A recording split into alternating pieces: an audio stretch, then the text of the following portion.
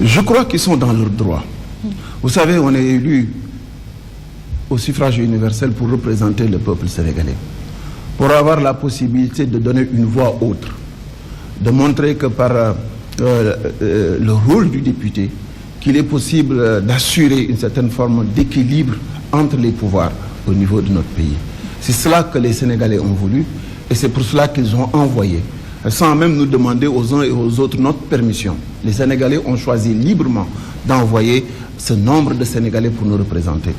L'histoire politique de notre pays nous renseigne qu'il n'y a pas très longtemps, le président de la République, Macky Sall, a été victime d'ostracisme à l'Assemblée nationale. Je crois que pour lui et en honneur du combat que les Sénégalais avaient mené à l'époque pour le défendre, y compris nous, y compris beaucoup d'autres, pour que l'Assemblée nationale reste cette terre de prédilection de l'expression démocratique de notre pays, je crois que nous aurions dû gagner à aider l'opposition à avoir une existence légale à travers un groupe parlementaire.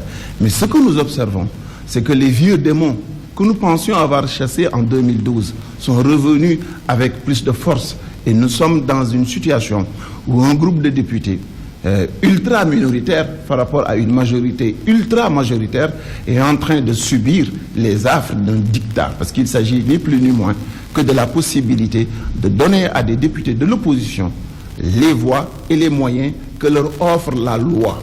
Et je pense que de ce point de vue, le président de la République, son parti, la mouvance présidentielle, à mon avis, sincèrement, aurait dû, eux, plus que l'opposition, travailler à une existence organisée à travers un groupe parlementaire de l'opposition. C'est très bon pour notre démocratie.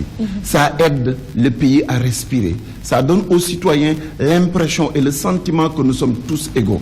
Si nous sommes dans une situation où les députés sont obligés de faire du bruit, de bloquer le fonctionnement d'un système qui est dit démocratique, cela voudrait dire qu'absolument on ne leur donne pas les moyens d'expression.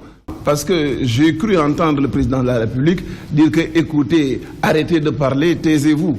Attendez que je parle, attendez que je donne une direction. Je crois qu'il y a des modèles qui ne prospéreront pas dans notre pays. Il faudrait que les Sénégalais, surtout le président de la République, se rappellent que, contrairement à Abdoulaye Wade, qui était de l'âge de nos pères ou de nos grands-pères, lui, il a la malchance d'être de notre génération. Nous sommes tous nés après les indépendances. Je crois que les égards que nous pouvions avoir vis-à-vis d'Abdoulaye Wade, beaucoup d'entre nous ne se le donneront pas. Pour des raisons évidentes, ce pays nous appartient à nous tous.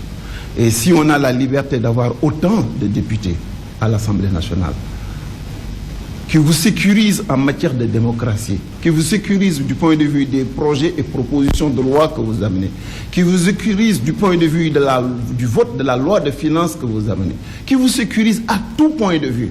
Je pense que quand on a tout, il faudrait au moins avoir ce que disent les Arabes, un chouïa de grandeur, un peu de grandeur et de hauteur. Parce que la meilleure manière de devenir grand devant quelqu'un, ce n'est pas de le maintenir en état d'infériorité. C'est de lui donner la plénitude de ses pouvoirs, la plénitude de ses droits. Et en ce moment-là, les Sénégalais qui nous regardent sauront que nous aurons une Assemblée nationale qui est l'émanation du peuple et représente les intérêts du Sénégal pour que nous puissions aller vers les vrais défis, celui du développement et pas des schémas